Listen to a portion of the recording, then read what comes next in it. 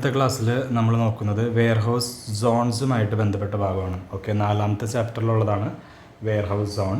ഇപ്പോൾ warehouse zone എന്ന് പറഞ്ഞു കഴിഞ്ഞാൽ നമുക്കറിയാമല്ലോ, വെയർഹൗസ് എന്ന് പറഞ്ഞാൽ നമുക്കറിയാം സാധനങ്ങൾ സ്റ്റോർ ചെയ്ത് വെക്കുന്ന ഏരിയ അല്ലേ. അതുപോലെ തന്നെ സോൺ എന്ന് പറഞ്ഞു കഴിഞ്ഞാൽ ഓരോ ഏരിയനെ പറയുന്നതാണ്. ഓക്കെ, ഡിവൈഡ് ചെയ്യുന്നതാണ് സോണായിട്ട്. നമ്മൾ ഹോസ്പിറ്റലുകളൊക്കെ നമ്മൾ കണ്ടിട്ടുണ്ടാവും, ഒരു പെർട്ടിക്കുലർ ഏരിയ, അതായത് ചില ആളുകൾക്ക് എൻട്രി ഉണ്ടാവില്ല, ഒരു പെർട്ടിക്കുലർ ഡിപ്പാർട്ട്മെൻറ്റ് ഉണ്ടായിരിക്കും അല്ലേ.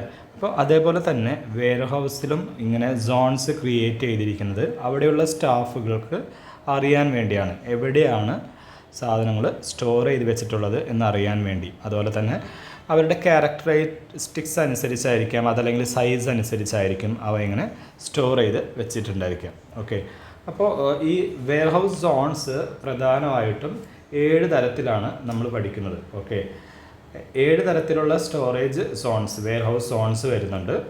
അതിൽ ഒന്നാമതായിട്ട് വരുന്നത് refrigerated zone, 2 dry storage, 3 flammable liquid, 4 corrosive materials, 5 gas cylinder storage, 6 oversize storage, 7 security cage. അപ്പോൾ അതിലൊന്നാമത് എന്താണ് റെഫ്രിജറേറ്റഡ് സ്റ്റോറേജ് എന്താണ് എന്നുള്ളത് നമുക്ക് നോക്കാം. ഓക്കെ, റെഫ്രിജറേറ്റഡ് സ്റ്റോറേജ് എന്ന് പറഞ്ഞു കഴിഞ്ഞാൽ വാക്കി തന്നെയുണ്ട്, നമുക്ക് കോൾഡ് ആയിട്ടുള്ള ഐറ്റംസ് സ്റ്റോർ ചെയ്ത് വെക്കാൻ വേണ്ടി. ഓക്കെ, ഇപ്പോൾ ചില ഫുഡ് ഐറ്റംസ് ഉണ്ടായിരിക്കും ചില ഡിഗ്രിയിൽ നമുക്കല്ലേ, ഒരു 38 ഡിഗ്രി ടു 50 ഡിഗ്രിയിലൊക്കെ വെക്കേണ്ട ഫുഡ് ഐറ്റംസ്, അല്ലെങ്കിൽ കെമിക്കൽസ്, മെഡിക്കൽസ്, അങ്ങനെയുള്ള കുറേ കാര്യങ്ങളൊക്കെ ഉണ്ടായിരിക്കും. അപ്പോൾ അങ്ങനെയുള്ള സാധനങ്ങൾ സ്റ്റോർ ചെയ്ത് വെക്കാൻ വേണ്ടി ഉപയോഗിക്കുന്ന ഒരു പർട്ടിക്കുലർ ഏരിയയാണ് റെഫ്രിജറേറ്റഡ് സോൺ. ഓക്കെ, ഇത് ഒരു പെർട്ടിക്കുലർ ടെമ്പറേച്ചറിലായിരിക്കും ഇത്, ആ ഒരു ഫുഡ് ഐറ്റത്തിൻ്റെ ഇതനുസരിച്ച് അവയ്ക്ക് എത്രയാണ് വേണ്ടത് അതനുസരിച്ചുള്ള ടെമ്പറേച്ചറിലായിരിക്കും വരുന്നത്. ഓക്കെ, അതിൻ്റെ റിക്വയർമെൻറ്റ് അനുസരിച്ചായിരിക്കും ഈ കോൾഡ് സ്റ്റോറേജ് കാര്യങ്ങളെല്ലാം ക്രിയേറ്റ് ചെയ്തിട്ടുണ്ടാവുക. ഇത് പ്രധാനമായിട്ടും പ്രൊഡക്റ്റിൻ്റെ സേഫ്റ്റി, ഡാമേജ് അങ്ങനെയുള്ള കാര്യങ്ങൾക്ക് വേണ്ടിയാണ്, ഡാമേജ് ഒഴിവാക്കുന്നതിനും സേഫ്റ്റി എൻഷുർ ചെയ്യുന്നതിനും വേണ്ടിയാണ് ഇങ്ങനെയുള്ള കാര്യങ്ങൾ ചെയ്യുന്നത്. രണ്ടാമതായിട്ട് വരുന്നതാണ് ഡ്രൈ സ്റ്റോറേജ് എന്ന് പറയുന്നത്. ഡ്രൈ സ്റ്റോറേജ് എന്ന് പറയുന്നത് ഫിസിക്കലായിട്ടുള്ള ഐറ്റംസ്, ഓക്കെ, ടച്ചബിൾ ആയിട്ടുള്ള ഐറ്റംസ്, അതുപോലെ തന്നെ ഗ്രോസറീസ്, അങ്ങനെയുള്ള കാര്യങ്ങൾ സ്റ്റോർ ചെയ്ത് വെക്കാൻ വേണ്ടി ഡ്രൈ സ്റ്റോറേജ് ഉപയോഗിക്കുന്നു. മൂന്നാമതായിട്ട് വരുന്നതാണ് ഫ്ലേമബിൾ ലിക്വിഡ് എന്ന് പറയുന്നത്. ഫ്ലേമബിൾ ലിക്വിഡ് എന്ന് പറഞ്ഞു കഴിഞ്ഞാൽ നമ്മളുടെ നാട്ടിൽ നമ്മൾ കണ്ടിട്ടുണ്ടായിരിക്കും, കെമിക്കൽസൊക്കെ നമ്മൾ കണ്ടിട്ടുണ്ടായിരിക്കും. നമ്മുടെ നാട്ടിൽ കെമിക്കൽസിനൊക്കെ ഒരു പ്രത്യേക സ്റ്റോറേജ് ക്യാബിനറ്റൊക്കെ ഉണ്ടായിരിക്കും അല്ലേ. ഫ്ലേമബിൾ, നമുക്ക് പെട്ടെന്ന് തീ പിടിക്കാവുന്ന അങ്ങനത്തെ കുറേ ഐറ്റംസൊക്കെ ഉണ്ടായിരിക്കും. അപ്പോൾ അത് സേഫായിട്ട് സ്റ്റോർ ചെയ്ത് വയ്ക്കാൻ വേണ്ടി അങ്ങനെയുള്ള ഒരു സോൺ ക്രിയേറ്റ് ചെയ്തിട്ടുള്ളത്.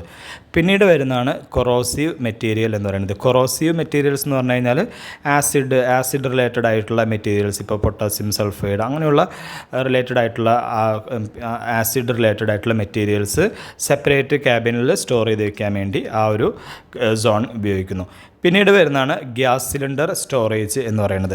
ഗ്യാസ് സിലിണ്ടർ സ്റ്റോറേജ് എന്ന് പറഞ്ഞു കഴിഞ്ഞാൽ നമ്മൾക്കറിയാം, ഒരു വാളിനോട് ചേർന്നിട്ടായിരിക്കും. നമ്മളെപ്പോഴും പല സ്ഥലങ്ങളിൽ കണ്ടിട്ടുണ്ടാകും, എപ്പോഴും ഗ്യാസ് സിലിണ്ടർ സ്റ്റോർ ചെയ്ത് വെക്കുന്ന അല്ലെങ്കിൽ പ്ലേസ് ചെയ്യുന്നത് ഏതെങ്കിലും വാളിനോട് ചേർന്നിട്ട് സേഫായിട്ടായിരിക്കും. ഓക്കെ, ആളുകൾക്ക് എന്തെങ്കിലും ഫിസിക്കലായിട്ടുള്ള പ്രോബ്ലംസ് ഉണ്ടാവാതിരിക്കാനും അതുപോലെ തന്നെ ഒരു സേഫ്റ്റിക്ക് വേണ്ടിയാണ് അങ്ങനെ ഒരു സോൺ ക്രിയേറ്റ് ചെയ്തിട്ടുള്ളത്. അതുപോലെ തന്നെ ഒരു പെർട്ടിക്കുലർ കാർട്ടിലായിരിക്കും, എന്തെങ്കിലും ചെയിൻ ഉപയോഗിച്ചിട്ടോ ഒക്കെ ആയിരിക്കും ഈ ഗ്യാസ് സിലിണ്ടേഴ്സ് വെയർഹൗസിൻ്റെ ഉള്ളിൽ സ്റ്റോർ ചെയ്ത് വെച്ചിട്ടുണ്ടായിരിക്കുക. പിന്നീട് വരുന്നതാണ് ഓവർസൈസ് സ്റ്റോറേജ് എന്ന് പറയുന്നത്. ഓവർസൈസ് സ്റ്റോറേജ് എന്ന് പറഞ്ഞു കഴിഞ്ഞാൽ നമുക്കറിയാം, അതായത് സൈസ് കൂടുതലുള്ള പ്രൊഡക്റ്റുകൾ. ഓക്കെ, അത് നോർമൽ ആയിട്ടുള്ള പ്രൊഡക്റ്റുകളായിരിക്കില്ല, നോർമൽ പ്രൊഡക്റ്റിനേക്കാളും കുറച്ച് വലിപ്പമുള്ള പ്രൊഡക്റ്റുകളായിരിക്കും. ഓക്കെ, ഇപ്പോൾ എക്സാമ്പിളായിട്ട് പറയുകയാണെങ്കിൽ പൈപ്പ്, അതുപോലെ തന്നെ ഈ ചാക്കുകളിലൊക്കെ വരുന്ന ഐറ്റംസ്, അങ്ങനെയുള്ള ഹോം അപ്ലയൻസസ്, വലിയ ഹോം അപ്ലയൻസസ്, ഇലക്ട്രോണിക് ഐറ്റംസ്, അങ്ങനെയുള്ള ഐറ്റംസ് സ്റ്റോർ ചെയ്ത് വയ്ക്കുന്നത് അതൊരു ഓപ്പൺ ഏരിയ ആയിരിക്കും. ഓക്കെ, ഒരു ഓപ്പൺ ഏരിയയോ അതല്ലെങ്കിൽ സൈസ് റാക്ക് അനുസരിച്ചിട്ടായിരിക്കും അത് സ്റ്റോർ ചെയ്തിട്ടുണ്ടായിരിക്കുക. ഓക്കെ, എക്യുപ്മെൻറ്റ്സ് ഉപയോഗിച്ച് ലിഫ്റ്റ് ചെയ്യാവുന്ന പ്രൊഡക്റ്റുകളായിരിക്കും അങ്ങനെയുള്ളത്. ഓക്കെ, അപ്പോൾ അതിൻ്റെ പ്രൊഡക്റ്റിൻ്റെ സൈസ് അനുസരിച്ച് എന്തായിരിക്കും ഇത് റാക്കുകളിൽ സ്റ്റോർ ചെയ്ത് വയ്ക്കുന്നു. പിന്നീട് വരുന്നതാണ് സെക്യൂരിറ്റി കേജ് എന്ന് പറയുന്നത്. സെക്യൂരിറ്റി കേജ് എന്ന് പറയുന്നത് ഹൈ വാല്യൂ ഐറ്റംസ്, അതായത് ഇൻഡിവിജ്വലായിട്ട് അവരുടെ പെർട്ടിക്കുലർ ബ്രാൻഡ് മാത്രം വയ്ക്കുന്ന ചില ഐറ്റംസ് ഉണ്ടായിരിക്കും. ഓക്കെ, ഇപ്പോൾ അങ്ങനെ ഉപയോഗിക്കുന്ന ഈ ഫാർമസ്യൂട്ടിക്കൽ കമ്പനിയൊക്കെയാണ്, ഹൈ വാല്യൂ ആയിട്ടുള്ള ഐറ്റംസ് ആയിരിക്കും.